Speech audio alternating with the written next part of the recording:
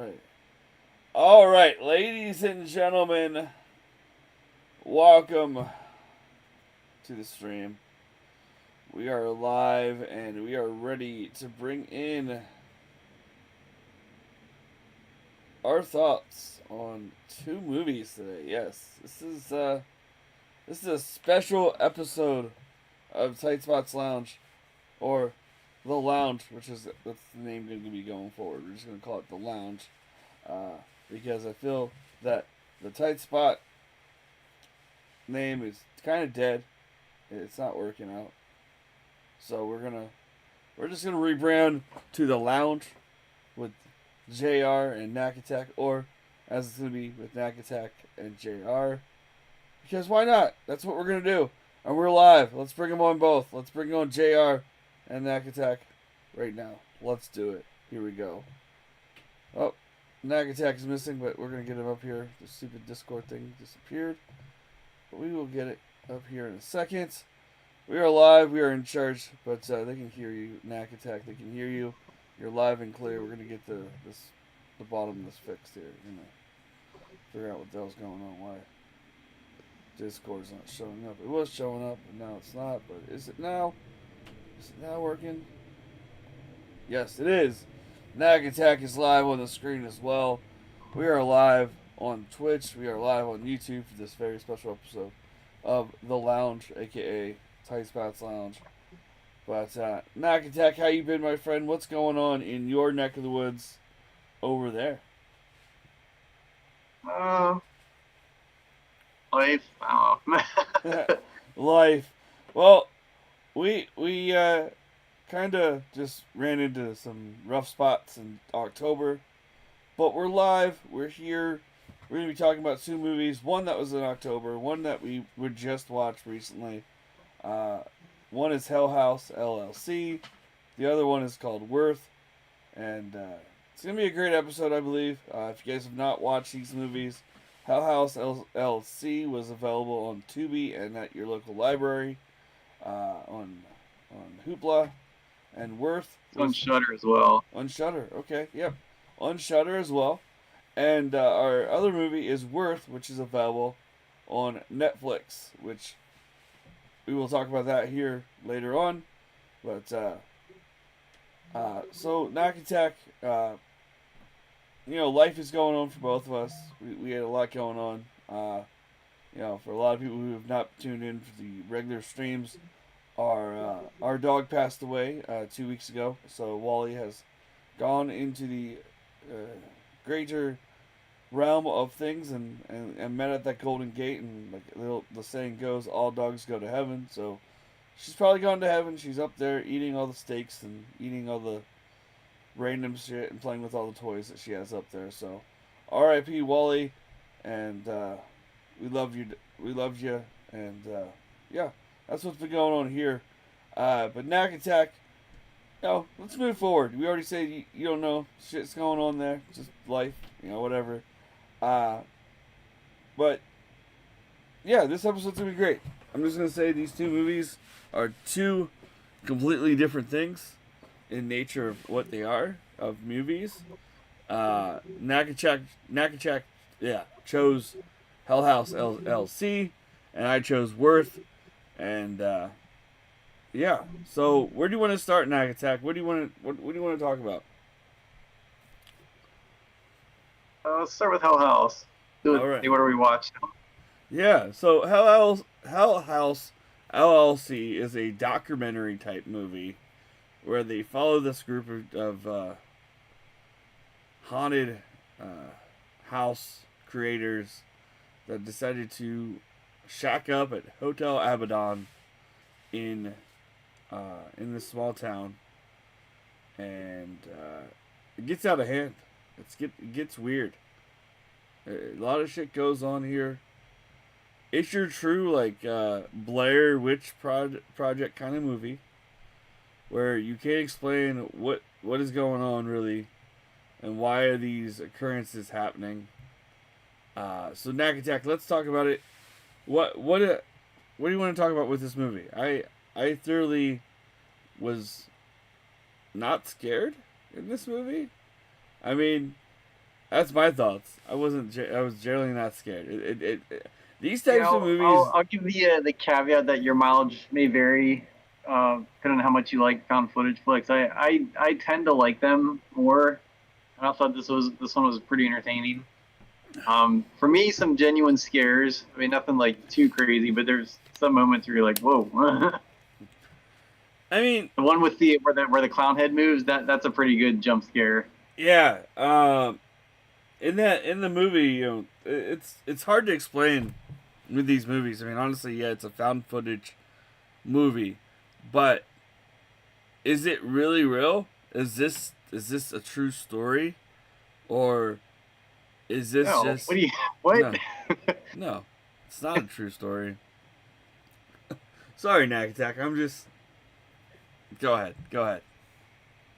It's just, I mean, I mean, I will say like that one movie we watched, Horror in the High Desert, like that one felt like it could have actually been real. Like this one is definitely like fantasy, especially the director's cut version, which we watched. Yeah. It actually shows like a gateway to hell open up. So Oh yeah. It's.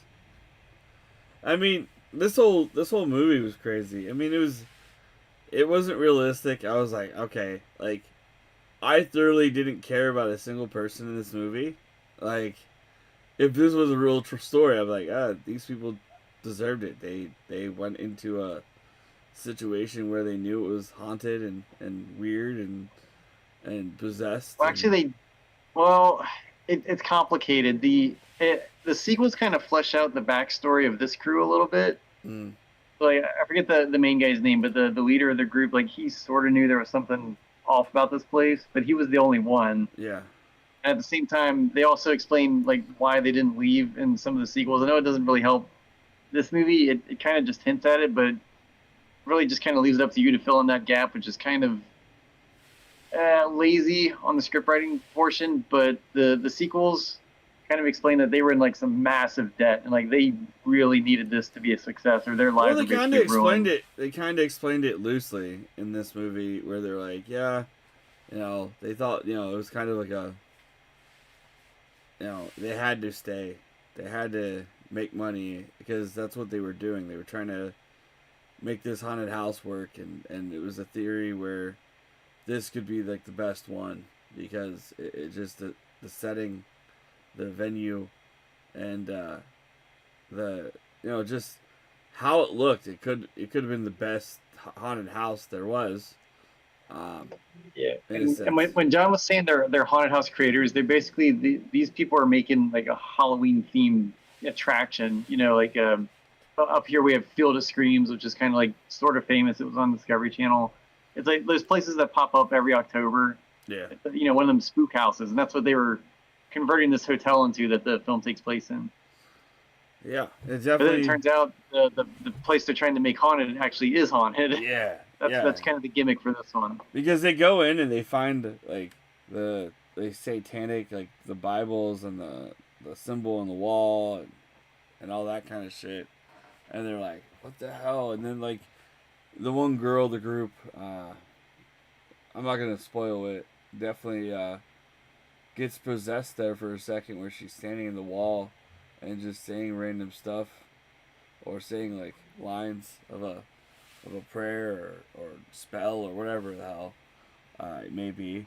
And yeah, you just follow these crew people. Like I said, I really didn't care about any of the characters. I mean, honestly, the way they got killed off, or you could tell by the picture of the photo, the movie photo. It's like, okay, they're all crossed out. It's kind of like in any of the horror movies, like kind of like a ode, and it's done in many movies anyway, but like to National Lampoon's High School Reunion, where the killer in that movie, like crosses out the faces of the people that he kills, or offs, or any really like slasher movie, or I don't know, like kind of like Scream kind of thing, like where they had It's also kind of a kind of like a, what's the word? I guess, an acknowledgement of paranormal activity, because there was a scene in that first one where the ghost was like damaging the boyfriend's photos, his face specifically. Yeah. It's like a common horror trope, like some Yep. entity like messing with photos. Definitely it is. And this movie, I don't know, like it could have been I better. like the setup of this one. I mean, I personally I think the setup's pretty good, where it draws you in, where they start kind of at the end. I know some movies do that, and and it's kind of frustrating to see like, how did we get here? But I thought this one, like, Oh, we it did it start with perfectly. the It did. people that were It there. was a good way to start the movie. I don't know. I don't know how else they would have. It drew you in, because I think you're genuinely like, whoa, okay, what the hell happened here? Yeah. And they just keep little tidbits about the players, like what happened to them throughout, and then it makes the mystery deepen a little bit. I know you didn't think the scares were that great, but I think the scares are pretty good. I think they ramp up at just the right amount when they get to the climax. Yeah. Maybe I just wasn't feeling them. Like, and I could feel that they were coming. Like, oh, okay, they're going down to the basement or they're upstairs or whatever, and like it wasn't. I mean, like you said, this movie isn't real. This is just a well written uh, horror movie that made it look like a mockumentary, like a documentary type front. And I mean, it's a decent movie for what it's worth. Being the opening of a series of movies, like you said, um, it left a lot of holes in the plots, like what happened to this person, why they were doing this, or whatever. Like you said, they go deeper into those things in the sequels, and I haven't sat down and watched them yet, but I know you have, so uh, Yeah, that's and good. actually, this past week I watched the fourth one, Yeah, which is on Shudder, yeah. House LLC Origins, and that takes place in a totally different location, but there's like things from the Abaddon Hotel that kind of tie into it. Okay, that's cool that they could do I will that. say part four is probably the scariest one of the lot. There's some Wow. genuine scares, and really more excellent use of creepy clown mannequins. So No, jeez. I, I bet. I mean, maybe if I had time to sit down and just watch them all in order. I mean, honestly, we already watched the first one, and like it was purposely that we purposely watched it for the Halloween season, and it. I mean, it wasn't scary enough for me. It wasn't like I think maybe because I'm used to the scary movies and like knowing that this was just a movie and not a real occurrence in life, like some of these movies can be. Even though the Blair Witch Project was not a true story, uh, but it felt like no it was. found footage movie is a true story. They're not gonna release like the murder of people as a Yeah, film. That's yeah, that's just wrong. That's just society. That's just the wrong thing. Uh, but yeah, I mean, honestly, that's what the movies. That was my thoughts on the movies. I don't know. I don't have much to say. I'll give you a quick review of the sequels. Part two is fun, but not as good as the first one. It does this weird thing where the first half of part two is like a bunch of vignettes of these ghost hunters going to check out the Abaddon Hotel, Mm-hmm. and like they're just like these little 8-minute segments, and then the second half of the movie focuses on one group. So that one you don't get to know the characters as well, but there's some really fun set pieces. Part three manages to tie it all together. It's better than two, not as good as one. Still has some good scares. Has a happy ending, so that's kind of good for a horror series. And Yeah. then part four um, goes outside of the Abaddon Hotel, but manages to expand upon the lore and tie it into that story pretty well. I think part four, I'd say one and four are tied as far as how good I like them. Two and three are fun, worth watching if you like the first one, but two is definitely the weakest of the series, especially in the third act when they show an effect of what happened in the basement, and it's just a terrible special effect and just takes you out of the film entirely. Oh wow. Wow. So they could have made what happened in the basement better than they did probably. Um, Yeah, I know you haven't seen the original cut, and I can tell you like a lot of the stuff that's in the director's cut, most of it was added in that third act of this film. uh, Like that one quick shot where you see that geyser opening up, that's not in the theatrical cut. oh wow. I like that shot. I thought that shot was pretty good, but specifically in Hell House Part Two, there's like a shot where it's like an added on like flame that's like going across the floor, and you can tell it's just digitally added, and it just looks like shit because it's supposed to be found footage, and it doesn't look like it was there in the environment. It's just I don't know why they decided to go with that. That would have been a better use of just kind of like having just some sort of like bright light and just blinding the camera and just using sound effects. That's what I would have done, but they Yeah. decided to plop that terrible effect in there and just go with it. That sucks. That's the only the only down thing I can think of for this whole franchise is just that one moment in Hell House 2. Uh, fake flames. Jeez. They could do something better, but they didn't. It happens. Maybe with their budget and time, they were like, "Oh, you know what? We don't want to change it. We got this here. It'll work for some Yeah, people." which is a shame because the acting and a lot of the scares are set up pretty good too. But just that one moment, I'm just like, why did they do that? No clue. No clue. I'm not in the directors or the creators' minds of these movies, but maybe one day we'll find out. Uh, Anything else you want to say about this movie? Because honestly, I don't have much else to say. I I enjoyed watching it, but like that's about it. If you're in the mood for a horror movie and you don't know what to watch, I say it's worth checking out. Okay, all right. We'll get our I've final seen rating. it twice now, and I think it holds up on multiple viewings, so it's good. Solid Okay. little flick. Maybe I have to sit back down and watch it. Maybe after the first one, it's like, oh, I missed this, or didn't, you know, didn't care for Oh, it or weird. whatever. Something What? weird pop up on my.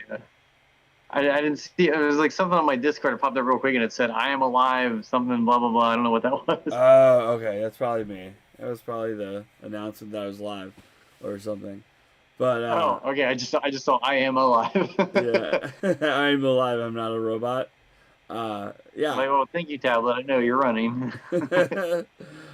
So we'll get our final rating on that movie at the end, but that was Hell House LLC, which is available on Shudder, Tubi, and your local library on Hoopla. Our next movie was chosen by me, and I thought this was kind of perfect tie-in with what kind of happened this past week. You know, with the election and all that. We really didn't want to talk about that uh, because kind of just was whatever. But this movie, I mean, this movie dealt with the 9/11 found that they set up when 9/11 occurred 23 years ago, which is insane. 23 years ago, Nakattack and I were both in high school, and we lived 9/11. We saw what happened miles Yeah, away. old enough to understand like what was going on and everything. That was a weird moment for Yeah, sure. but we as teenagers that we were, we didn't really follow. Like I did not really follow this whole situation with what the government and the airlines and the people involved and what happened with people with the 9/11 fund back in the day. But I knew they set one up. They helped them. Uh, but this movie was Stanley Tucci, Michael Keaton, Amy Ryan, and some other people as well that you can see on the list of IMDb. Uh, but man, I was like when I saw this, like because Nakattack said, "Hey, we want to do an episode." I'm like, "Well, do you want to do two movies?" And he's like, "Yeah, you choose the movie." So I chose this movie, and I was not disappointed at all. This was a like very well done movie to showcase what a lot of behind the scenes shit going on that went down with the whole 9/11 fund and how these people were treated, the widows and the people that lost family members, and friends, and in 9/11, uh, man, and it was a national tragedy and still is. I mean, honestly, um, yeah, I don't know. Nakattack, what do you Yeah, what? I just looked it up real quick. The Fix the Fund website is still active, Okay, so that's kind of cool. I didn't get a chance to explore it other than just now, but I didn't either. I did not look into it, but like I it knew. doesn't look like anything's been updated recently on it.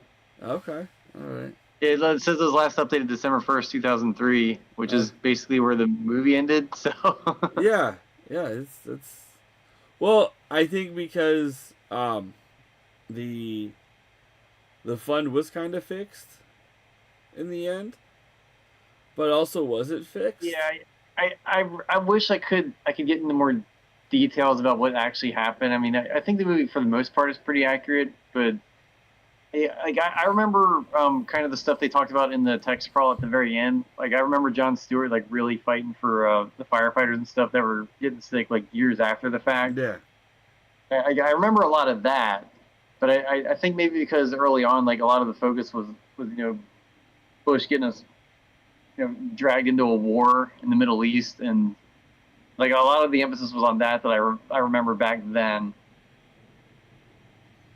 yeah. The media definitely focused on that and not the fund because a lot of like the national news was really focused on it because the news didn't want to. I guess they didn't want to like they did want to do it, but also they didn't because honestly, this was a lot of heart wrenching stories and a lot of crazy things going on. I mean, honestly, 9/11 should have never happened, but it did, and like it's a moment in our history that I know I will remember where I was, and I know Nakattack will too. He was in school. I was in school. I was in a business math class, uh, and and it was crazy to see the towers fall and just like being like on high alert that day because of the whole situation. Like we got off school, we went home, uh, things were canceled. We didn't know what the hell was going on. We were all like Yeah, worried, and I know it's kind of felt like when October 1st happened out here with the shooting at the music festival, and it felt kind of like that as well that day. I mean, because honestly, we didn't know what the hell was going on. We didn't know if it was an isolated incident or whatever. But also the are Pentagon. you And referring to the big one that where the country festival? yes, yes, that is correct. That is Yeah, correct. that was Yeah, that was fucking crazy. country. Yeah, this. I mean, Which and I think was mentioned at the end of the film too. The yep, team was yep. still doing these Well, funds.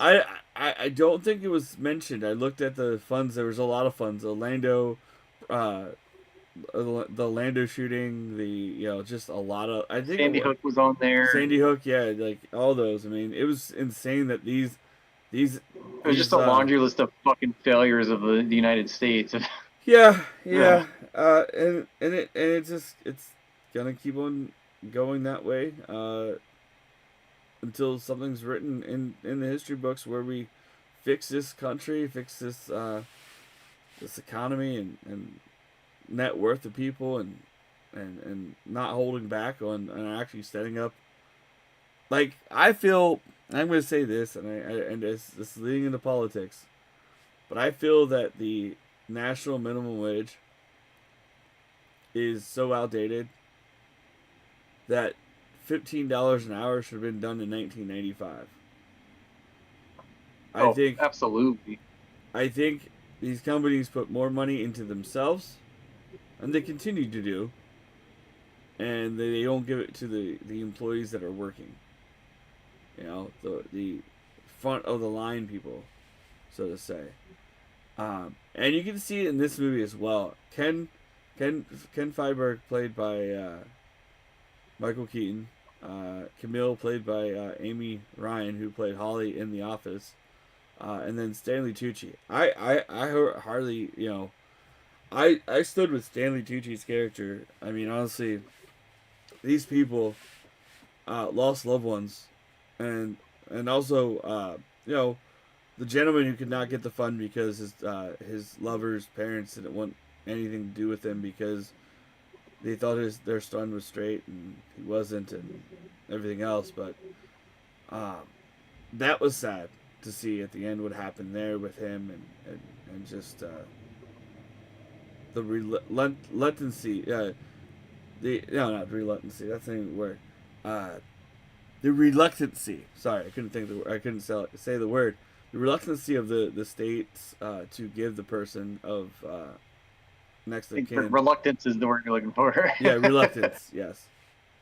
It's late or early for you. It is late, but I'm still tired because I haven't really slept. I tried to sleep, and I'm trying to get through this episode. But I wanted to do this episode because it felt right. Being that it was the after the election, and kind of we feel that this movie. I chose this movie because I was like, you know what, this has to do with the government, and it kind of feels right to do after the fact that we lived through a hellish week of shit, and it's unbelievable that the way things went down. I don't know. I'm speechless with this movie, and also during the week this week, for anyone who's in America and has been knowing what's going on.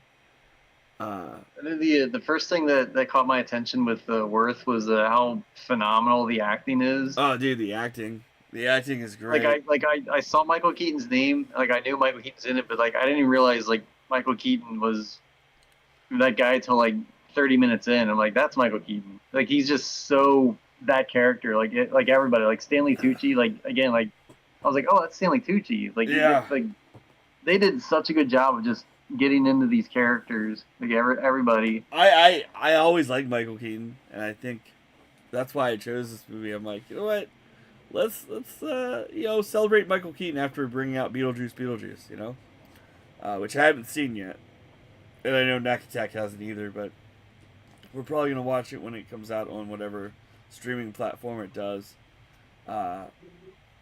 And I know coming up here this week, next week actually. On the 12th, Deadpool and Wolverine is finally on Disney Plus, so that's a movie maybe coming up we'll watch. I think the plan going forward is one episode a month maybe, or two at the least if we can. But yeah, it's hard for me because like my kid's schedule is so hectic, and I'm getting less and less time to watch movies. It's getting hard. Yeah. So the holidays are here, so I got family visits and hosting and all this stuff. Because you have family, because you have friends, because you have kids, and I, on the other hand, have a wife who's trying to get better, and all my family back east. So it's one of those things where I don't know. Like, we talked about it, but we don't know what's going on yet with life. Things are either going to get better or get worse. We'll see. Yeah, it's hard too. We have to do the show where like I got to stay up really late and you got to get up really early. It's just yeah. I mean, we're trying. It's just like, oh, it's a pain in the ass. It's not really. Sometimes it's a pain in the ass because you never know what kind of day you're gonna have with your kids. So, and I don't know what kind of sleep schedule I'm gonna have, or what day or what time I'm working until like the week before. But that being said, hey, just stay tuned to our socials for that. I mean, just letting everybody out there know. But our worth is so much more. Well, not really so much more, but it is equal. I think we should all be equal in a sense, but life and supposedly the government and supposedly like companies don't look at it that way. Like there was a certain formula in this movie that they had to do for the funds. And man, that formula was fucked up. I think. Here, back up a sec. So Michael Keaton's basically he volunteered to be the head of the team that was going to set up this compensation fund for 9/11 attacks, and this was all set up basically because the airline companies were having a shit fit because they were worried they were going to be sued into oblivion. So of course, the government acts because a big business is throwing a hissy fit about something. Yeah, and big businesses only look at the bottom line. Fucking frustrating because it never changes. But with that said, I'm glad the fund was created and this did move forward, but it was for half the wrong reasons. Yeah, it was for the benefit of the So airlines. the formula John's talking about is the team Michael Keaton was leading. They came up with a formula based on existing life insurance policies at the time, uh, stuff like that, like a loss of life and other situations. So they were making a formula and trying to figure out how do we distribute this money. And I thought the movie did a good job of showing like what a monumental task that was for this team. Yeah. And Michael Keaton's arc throughout the film is him kind of steering away from a cold, calculating, by the numbers person, and being someone who's more empathetic to the task he's actually undertaking, and not just seeing it as a job, but more like an obligation to people. And I thought his arc was excellent. I mean, I don't know if that's how the guy was in real life. I mean, it worked for a movie for sure. Yeah, I totally agree. I mean, honestly, he kind of was realizing, and I made a statement on Facebook kind of after this whole real life thing with election stuff. I said maybe I'm the villain, maybe I'm on the wrong side of history. Kind of like what Michael Keaton's character felt like maybe he was on the wrong side of things. Maybe he was agreeing with the companies to do this whole formula and this money, but he realized in the end that he should be there for the victims. He should get to know the people. He should be working to better the funds that are given to these people. And unfortunately, at the end we find out the funds are kind of dead by now because of how they wanted to distribute the money and where the focus of these funds are now going to other national uh, accidents and occurrences and events that should never happen. Um, Don't call them accidents; they're acts of yeah, terror. yeah, acts of terror. Sorry. I know we don't like to call it that when a white male does these things, but that's what they are. Yeah, acts of terror. Sorry, I I, I couldn't think of the word. I was like, I meant to say acts of terror or something like that, not accidents. Um, national disasters, national fucking events that should never happen. Because we keep on going back to the fact that people need guns, and people, all that kind of shit. We don't want to talk about that because we all know we really shouldn't be having like AK-47s in the household or any of those type of machine guns or shit for any purpose. But we have those kind of people that really think they should, but that's another thing for another day to talk about.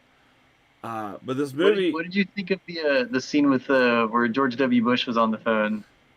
That was probably one of the funniest goddamn things I'd seen in a long time. Just like if for the younger people that might be seeing Worth, like you might not know what George W. Bush was like, but like he was definitely a proto Trump, and just like that scene encapsulated what a fucking idiot W. Bush was.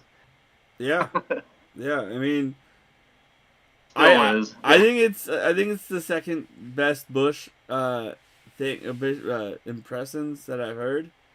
I think the I first don't know who was did that. I was thinking, did they get Brolin to do that? Because I know he did the W movie and stuff. I have no clue, but I think the best one was in Harold and Kumar Escape Guantanamo Bay because they had to they had an actor play Bush. It was funny. I think that was a great impression, but this definitely tops the list. This definitely uh, encapsulated the entire Bush feel and how he talked and his rhetoric for sure. And just his attitude of like having no idea like what is actually happening around him, you know. Yeah, and back a little bit up when you said about you said proto Trump. Um, I don't know if you've seen this, but like Woody Guthrie actually wrote songs about Donald Trump's father back in the day. Like insanely how crazy that Fred Trump was. How he mistreated Woody Guthrie years ago, and that's insane that these songs I've never heard of until now, and it's like just mind-boggling of how this country can realize that we we vote people that are just incompetent into these offices, and they say these things that are going to happen, and they never do. So we'll see what happens, but I don't want to talk about it. I really don't. I get infuriated just thinking about it. Another 4 years of this guy, but luckily, like, we got through 8 years of Bush, which was interesting. We were not really involved in it. We were kids at the time, but we saw what happened. You know, in the eyes of our parents, and just because we were realizing that, I don't know. I thought back then. I kind of disagree. Like we transitioned to adulthood during the Bush Bush administration. Yeah. Which is very weird because that was kind of like my political awakening too. Yeah, because I went to college and we voted Barack in, and Barack tried, and now we're here. Now we're here where we are. Oh, yeah. Good job. Yeah, I don't know. I don't know what else to say. Nakattack, go ahead. Anything else? No, not really. I mean, Worth is a very good film, well acted, well directed. The third act felt a little too weak, I guess. It just felt a little too much like movie. Yeah, I mean, honestly, you know what I mean? Yeah, it felt it was like fine, but it just felt like okay, it's just kind of tugging the heartstrings a little, just a hair too much. Yeah, and then I mean, it was interesting to see, like, to actually bring in these people, like, and have these stories put on screen and told. I don't know if it was fully true about the relations of the one guy who died with the other lady and their kids. It probably was, but the way they handled that was interesting.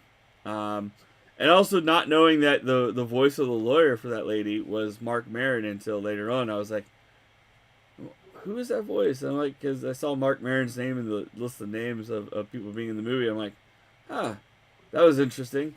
And also, I want to say Amy Ryan played a great Camille.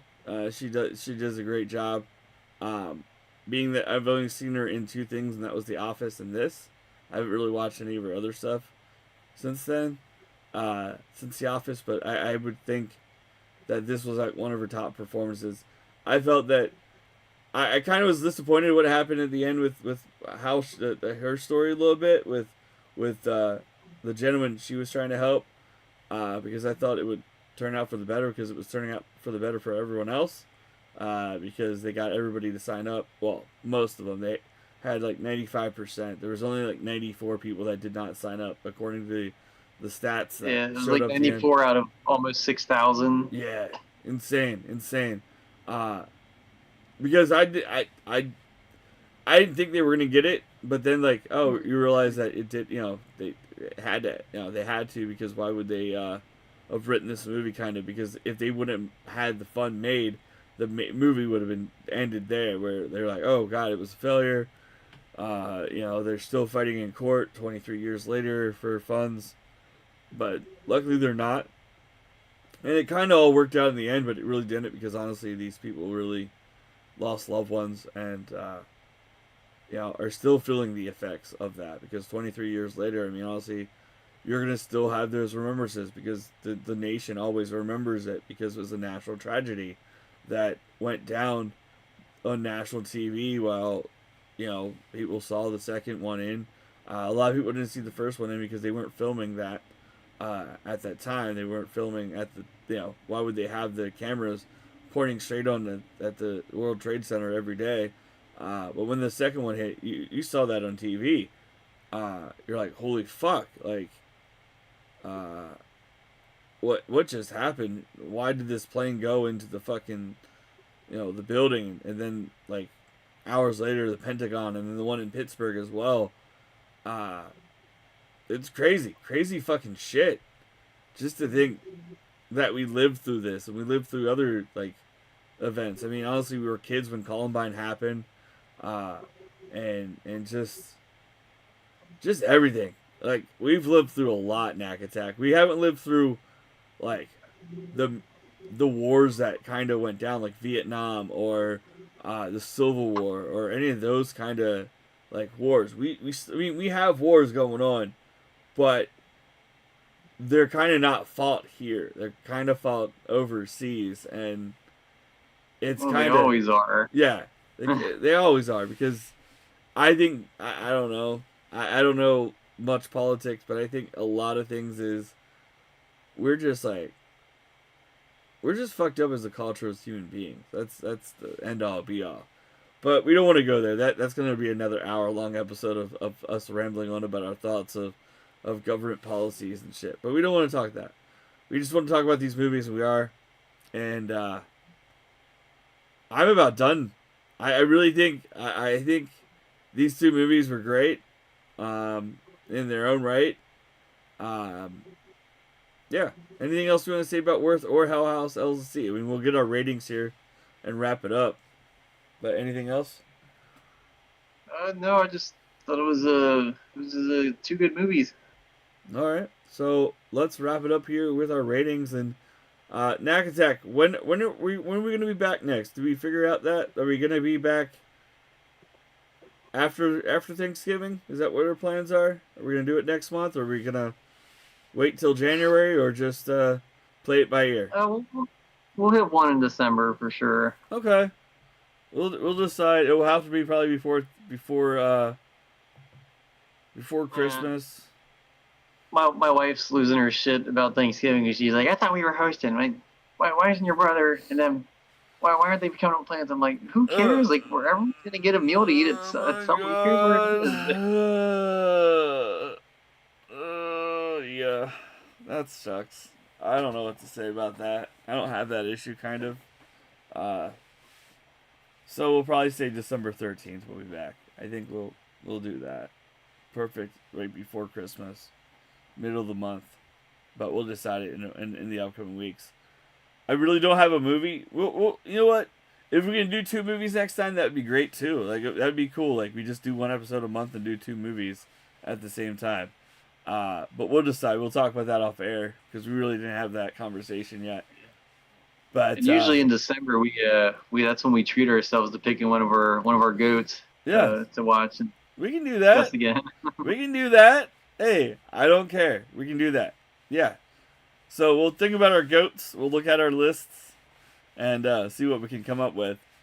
But Nakattack, final rating for Hell House LLC. It's a solid 4 out of 5 for me. Okay. Again, your mileage may vary depending on how your feelings on found footage films. But if you like them, this is a must see. All right, mine is a 3 out of 5. The scares weren't really scary for me. I mean, honestly, I don't know. Maybe it's just me, the feelings of when I was watching this movie. Maybe I was like, you know what? This isn't real stuff. This is a documentary type horror film, but not really a documentary. It was just like, oh, let's make kind of like a Blair Witch Project movie, but like, yeah, I don't know. It's what it was. It was a horror movie. They had moments, but like I didn't care about the people. Like for horror movies, sometimes I have to care about the people, but this one I didn't care about the people. So 3 out of 5. For me, Worth was a 5 out of 5. Great acting, great story plots. I mean, honestly, we had this was real life. I mean, so it just they brought in the right actors to portray the people that we saw in national news and just on the forefront back in the 20 years ago because of the whole situation that went down on 9/11 that we lived out, but we weren't directly connected to. I mean, honestly, we're seeing a lot of the people that did lose parents now that were kids, like Pete Davidson. He's grown up and he had lost a father in that whole situation because he was a firefighter. And then you have like just other people that have lived through this and lost loved ones and you know are still battling with health issues possibly or have died from those health issues that occurred on 9/11. But 5 out of 5 because honestly, it opened my eyes again more of how big business is corrupted and they just care about themselves and they say it's a consumer driven society, which it is, but do they really care about the consumer? You can see it here. Yeah, but they made it that way. Yeah, yeah, true. So 5 out of 5. Your thoughts, Nakattack? What was your final rating on Worth? I give Worth the 4 out of 5. But just the complaint I have with movies in general, just it's over that 90-minute mark. So but and also that third act is just feels a little too forced, but very well acted, very good screenplay, amazing Michael Keaton performance. Must see if you're a Michael Keaton fan. Yeah, I would agree. I mean, like, and I normally say if these movies are definitely worth back going watch. Hell House LLC. I think maybe since Nakattack gave us his thoughts on the sequels, I definitely might have to go watch back and watch through the sequels if and when I have time. Worth. I wouldn't say I wouldn't want to go see back again, but I really don't want to because I don't want to get emotional again because of the whole tie-ins with like the families and stuff. It kind of pulled out, like you said, pulled out the heartstrings, and the acting was superb for all three main cast members of Michael Keaton, Amy Ryan, and Stanley Tucci, and all the supporting cast. Worth is the type of movie where you just want to go back and just revisit like a couple of key scenes. Yeah. It's almost like a martial arts film, but you're going back just to watch Michael Keaton do some scenes instead of watching Jackie Chan just fight. Love that, love it. That is a great analogy there, and I appreciate that you said that. So we're gonna rate out, guys. I appreciate you guys all tuning in. If you guys did tune in, we are going to go over. You know what? We're going to go back over. Let's see if he's on. Let me see if this other guy's on real quick. If he's not, we're going to just go back to the other guy. All right. Yeah, we're just going to go back over to our boy, Dirty Casual. We rated him earlier today when I was playing college football. And he is playing more 7 Days to Die, which is another great. It's a zombie game if you guys have not played that. I want to thank everybody for tuning in on the on the YouTube and on the Twitch. Nakattack, anything else to say before we go? Just like I was talking to you, like I've like really started to fall in love with films on 4K. Like just a lot of them look really awesome. Like I just got the Dark Knight and Batman '89 and The Christmas Story in 4K, and they all look great. The Dark Knight especially looks amazing. Those scenes that Nolan shot in IMAX look incredible on 4K. Nice. I love it. Go pick up 4K movies. Also, if you were looking for Halloween costumes, I'm going to say this. Target had some great deals, 90% off on their Halloween costumes if you're still looking for one for next year. I was hoping to pick up an Art the Clown costume, but like they were all sold out after Halloween. Oh yeah. I was like, I'm going to get one really cheap like on November 1st, but yeah, I got two $35 costumes for $3.50 each, so I debuted one on Tuesday and it was a taco, so I got a taco suit for $3.50. But I have another one that I will debut here maybe this weekend or next week for sure, so stay tuned on that, guys. But we'll be heading over to Dirty Casual right now. We love you guys. He's a little away right now, but it's okay. Let's surprise him with a raid. Let's go wake him up and support the dude over there. Love you guys. We'll see you next time. New Music Inferno has a lot of great episodes coming up with Ian Fisher, Spirit in the Room, and Fuck You Tammy, which is the last band. But love you guys. Have a great night. Peace out.